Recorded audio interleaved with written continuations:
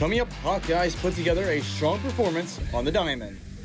And later, we've got more updates on all the transfer portal action.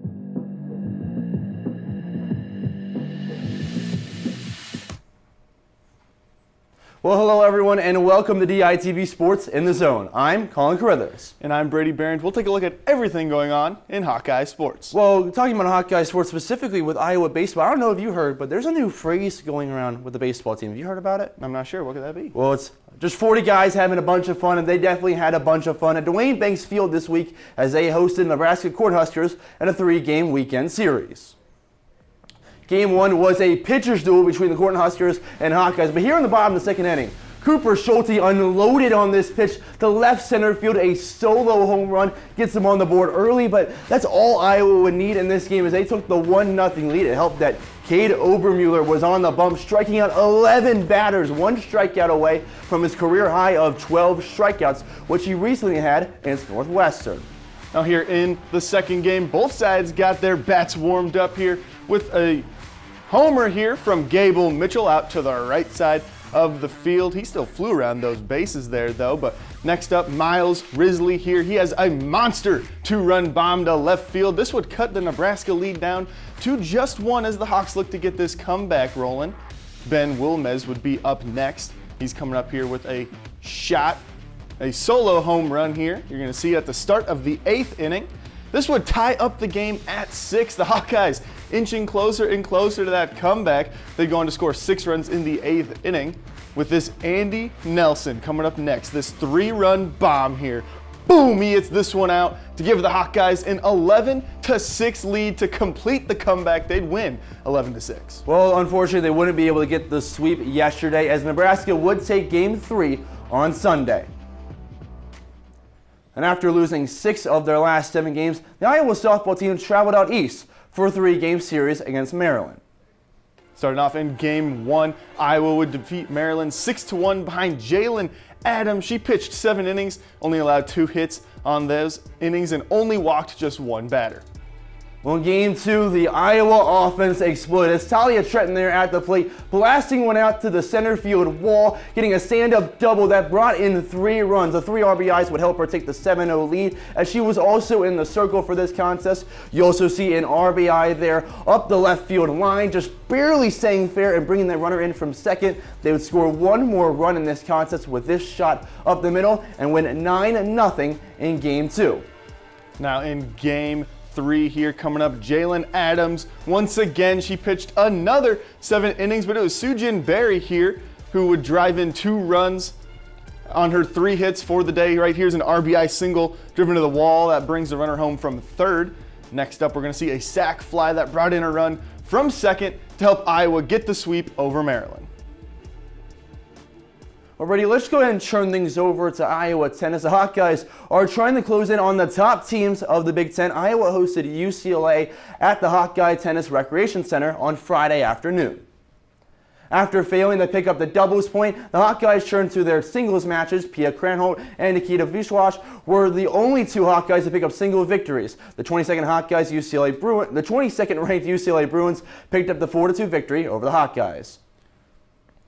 And after a 4-2 loss to the UCLA Bruins, the Hawkeyes were back in action on Sunday, hosting another team hailing from California, this time the USC Trojans. The Trojans came to Iowa City ranked 16th in the country and on a 3-match win streak. USC came out hot, earning the doubles point effortlessly, winning all 3 doubles matches. Despite good effort from the Hawks, the 16th ranked Trojans were just too much as the Hawkeyes couldn't gather a single point on senior day. USC blanked the Hawkeyes 4-0. A lot of action there across all those sports. Colin. Yeah, I mean, there's just so much going on. It's hard to say between the lines there. It's almost like, if I want to stay consistent, got to stay with a zebra here. So to get us back in the lines, we'll go over to Ryan Paris with all the updates in the Big Ten standings. Guys, a lot of action in the Big Ten standings this week. Let's take a look at my board here. First, with baseball. You see Iowa up there at number 1 in the standings. Right now, after winning the series 2-1 this weekend, they remain up top, but UCLA right behind them. It's looking more and more like a 2-horse race as the season goes on. If the Big Ten tournament began today, Iowa at number 1 would join in a group with number 8 Penn State and number 12 Rutgers. Iowa's not played Penn State this season, but beat Rutgers 2-1 in a series on the road at the beginning of March. On the softball side, things are a bit murkier. After a sweep of Maryland this weekend, Iowa sits in 8th place in the Big Ten. But like with baseball, the top 12 teams make the tournament. But a difference is that the top 4 teams over here get first-round byes. Northwestern currently sits on the cutoff position at 9-3 in the conference, with Iowa sitting 2.5 games back. They don't have a series against the Wildcats to make up ground, but the Hawks are also 2.5 games above the cut to make the tournament.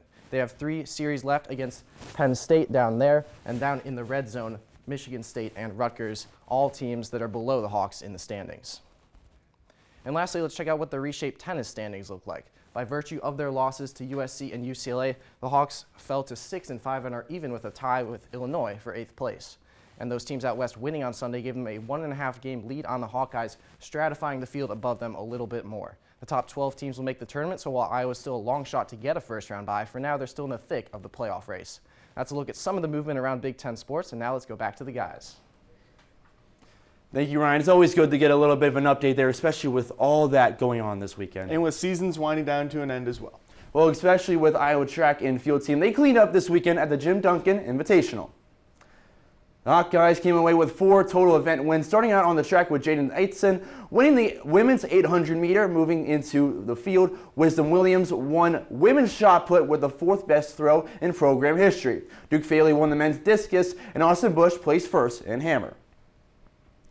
Well, Iowa men's golf, currently they're in the midst of the Hawkeye Invitational over at Finkbine Golf Course.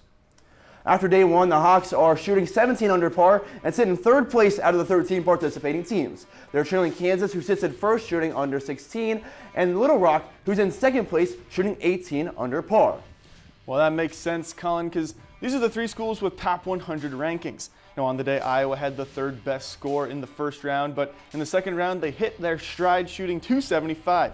This was the best score in the second round by 2 strokes, and it even jumped them up to 1st place briefly during this round. Today we'll feature one more round consisting of a full 18 holes. Iowa's won the Hawkeye Invitational Tournament 17 times in its history and will need a near flawless 3rd round to make it 18. The Iowa rowing team also cruised down the Kansas River to 6 wins this weekend. In the meet between Kansas, Iowa, Minnesota, and San Diego, each of Iowa's varsity 8 rower boats won their heats, and 2 of their varsity 4 rower boats won their heats as well. Iowa's next big event is the Big Ten Invitational in Sarasota. Threw me for a curveball there, Brady. I wasn't really expecting all that, but really cool stuff there. But with all that extra information we got there, track, golf, rowing, let's check out what our In the Zone top 5 plays of the week are. Starting off with number 5, that golf action, still in the midst of this tournament, but it's Ian Meyer there putting uphill and sinking that shot there. As someone who's not very good at golf whatsoever myself, that was an impressive shot for me. I know I wouldn't have been close. Now let's take a look at number 4, Iowa baseball versus Nebraska. This is game 2, Gable Mitchell, solo home run to right center field. And after this one, you see it's weak over the wall there. He still flew around those bases to get back to the boys there waiting for him at home plate. Impressive shot from Gable Mitchell. Let's look at another impressive shot. This one not leaving the yard though. Let's look at some softball action. Talia Trenton at the plate, saving herself in the circle, blasts one all the way to the bottom of the center field wall. It's a 3 RBI standing double, clearing the bases. Really big shot there in game 2 of their sweeping series against the Terrapins and bring in all 3 runs. I'm bringing this back to baseball, Colin, for number 2, Miles Risley, 2-run home run to left field there. Barely stayed fair. You can see it flirting with the pole, with the line there. This one cut the deficit down to 1, but was a big part of that comeback effort. Let's stay here with Iowa baseball, Brady. Our number 1 play on DITV Sports In the Zone. Just a few batters later after Risley's home run. It's Andy Nelson, first pitch, blasts one. A 3-run shot to left center field. He was coming into a pinch hitting spot and put the nail in the coffin, giving Iowa that 11-6 win.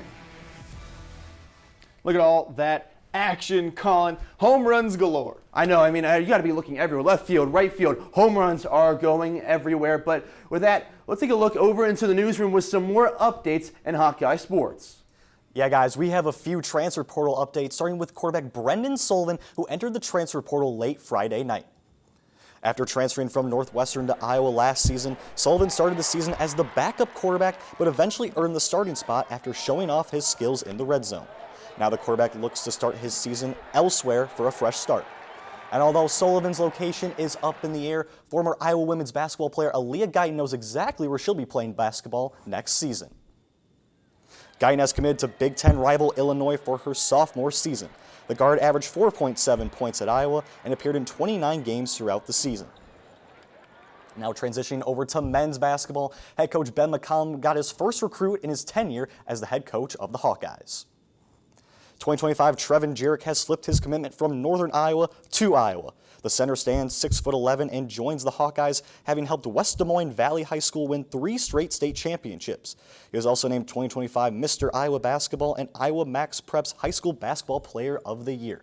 That was a look at how the Hawkeyes are stacking up in the transfer portal. Back to you guys. Well, thank you, Cole. And I would love to say it's nice to hear that information, but I'm kind of getting sick of hearing all the transfer portal stuff. It's just so much to keep up with, Brady. Yeah, Colin, it really is a lot of movement going on, but that's the way college sports is now, right? You got players moving all over the place with NIL deals and all sorts of things going on. There's NIL deals. It's almost like we're trading players with, I mean, you've seen that with the Niners this offseason. Yeah, for sure, Colin. But keep in mind, we're still in the thick of the spring sports as well, so plenty of action Don't jump in ahead. Hawkeye athletics. No, absolutely. So much going on in Hawkeye athletics, especially that baseball team. A record-setting crowd there this past weekend. Friday had a great crowd, and then Saturday, just perfect outside, record-breaking with the Ben McCollum tailgate. I don't know if you saw that at all. Oh, yeah, the tailgate for sure. And when you have success, the fans in here in Iowa City, they're going to show out for you. I know, when you're number one in the Big Ten, I mean, you have all the competition in football, all the competition in basketball. When it comes to baseball season, being number one is always super cool. But thank you for tuning in to DITV Sports in the Zone. For Cole Krieger, I'm Colin Carruthers. And for Ryan Paris, I'm Brady Behrens. We'll be back, but until next week, stay in the zone.